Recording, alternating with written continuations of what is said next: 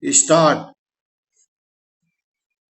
You have rightly stated that the principle of this bill has been unanimously accepted by the House and most of the relevant points have been made out and that no time of the House should be taken by repeating the same points again and again.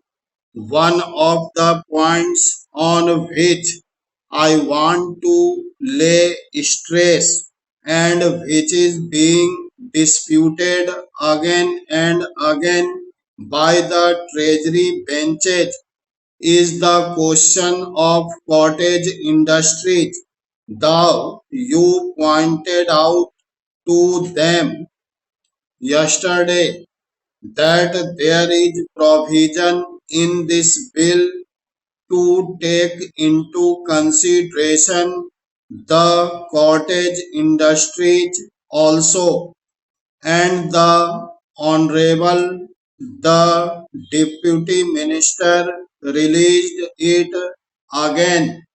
There was a point raised by Mr. Sidhwa today, and the Honorable Speaker, who was in the chair at the time, said that the scope of the bill is confined only to the consideration of protection to industries as against foreign industries, that is to give protection to the indigenous industries as against imported goods, and the question of cottage industries does not come in here. The Honorable Deputy Minister denoted this unless protection is given to indigenous industries, we shall not be able to develop industrially. I wholeheartedly support this proposition. I am not against it. Parachain. When I speak of cottage industries, I do not for a moment think that our country should not be developed on the same lines as the other countries in the world.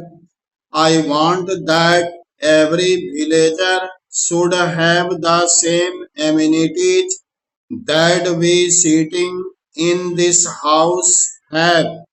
Every villager should have these frontiers, fittings, houses, and so on.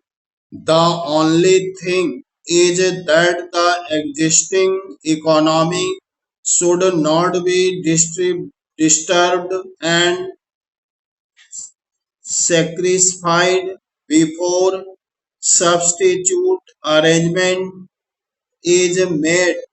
Before we give protection to any bigger industries, the first thing we should consider is that the materials which are at present being produced in our villages to meet the requirements of our villages and on which the economic life of the villagers rest are properly safeguarded.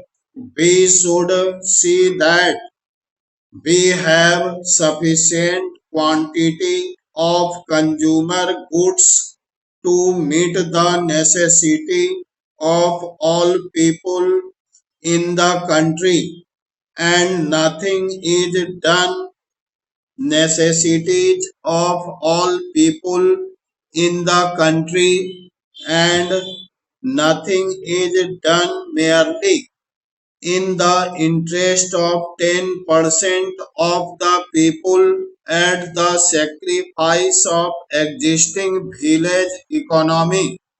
Before making sure of some better substitute, I find that at the present moment our attention is confined to the amenities and requirements of a portion of the population only.